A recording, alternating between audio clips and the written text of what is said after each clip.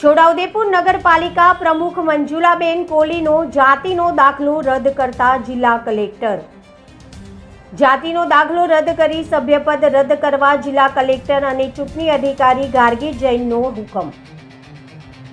છોટાઉદેપુર નગરપાલિકા પ્રમુખ મંજુલાબેન કિશનભાઈ કોલીનો જાતિનો દાખલો રદ કરવા માટે વિશ્લેષણ સમિતિ દ્વારા હુકમ થયો હતો અને તે બાબતની સરકારી કાર્યવાહી ચાલતી હતી, જે અંગે આજરોજ કલેક્ટર કચેરી જિલ્લા ચૂંટણી અધિકારીની કચેરીમાં તેની સુનવાણી હોય, જે સુનવાણી દરમિયાન કલેક્ટરે મહત્વનો હુકમ કરી મંજુલાબેન કિશનભાઈ કોલીનો હિન્દુ રાઠવા આદિવાસીનો જાતિનો દાખલો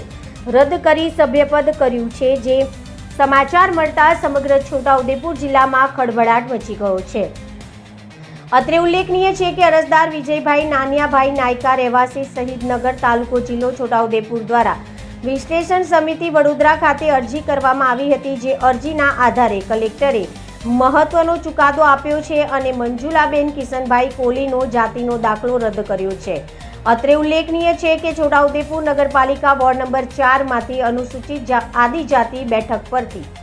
વિજેતા જાહેર થયેલ મંજુલાબેન કિશનભાઈ કોલીનું હિન્દુ રાઠવા જાતિનું પ્રમાણપત્ર વિભાગીય વિશ્લેષણ સમિતિ વડોદરા દ્વારા તારીખ 22/5/2026ના હુકમથી રદ કરવામાં આવેલ હોય, જે અંગે કાનૂની કાર્યવાહી ચાલતી હોય અને કોઈ જાતિના પ્રમાણપત્રના હુકમ લગત કોઈ આધાર પુરાવા રજૂ કરેલ ન હોય, જેથી નગરપાલિકા અધિનિયમ 1963ની કલમ 11 મુજબ ગેરલાયકાતને ધ્યાનમાં લઈને જિલ્લા કલેક્ટર અને ચૂંટણી અધિકારી ગાર્ગી જૈન દ્વારા વોર્ડ નંબર 4માં અનુસૂચિત જાતિની બેઠક પરથી વિજેતા જાહેર થયેલ ઉમેદવાર મંજુલાબેન કિશનભાઈ કોલીને ગેરલાયક ઠરાવવા તથા 1963ની કલમ 38 પેટા કલમ 3ની જોગવાઈનો મુજબ વોર્ડ નંબર 4ની બેઠક ખાલી કરવા હુકમ કરવામાં આવ્યો છે.